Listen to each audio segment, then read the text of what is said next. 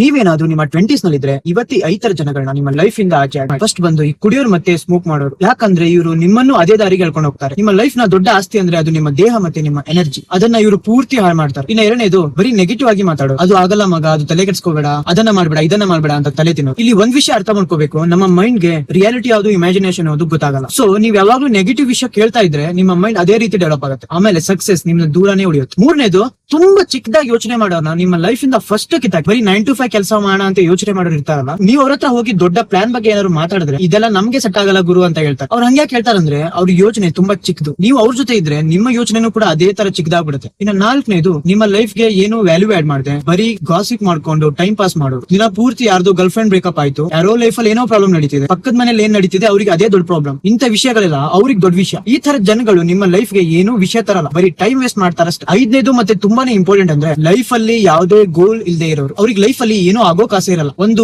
ಗುರ್ತ್ ಮಾಡ್ಕೋಬೇಕು ಅನ್ನೋದು ಇರಲ್ಲ ಅವರಿಗೆ, ಅಟ್ಲೀಸ್ಟ್ ದುಡ್ಡು ಮಾಡ್ಬೇಕು ಅನ್ನೋ ಗೋಲ್ ಕೂಡ ಇರಲ್ಲ. ಈ ತರ ಜನಗಳಿಂದ ನೀವು ಎಷ್ಟು ಬೇಗ ದೂರ ಹೋಗ್ತೀರಿ ಅಷ್ಟು ಒಳ್ಳೇದು. ಇಲ್ಲ ಅಂದ್ರೆ ಇವರು ನಿಮ್ಮನ್ನು ತರನೇ ಸೌಮಾರಿ ಮಾಡ್ಬಿಡ್ತಾರೆ. ಸೊ ಈಗಲೇ ಈ ವಿಡಿಯೋನ ನಿಮ್ಮ 20s ಅಲ್ಲಿರೋ ಫ್ರೆಂಡ್ಸ್ ಗೆ ಶೇರ್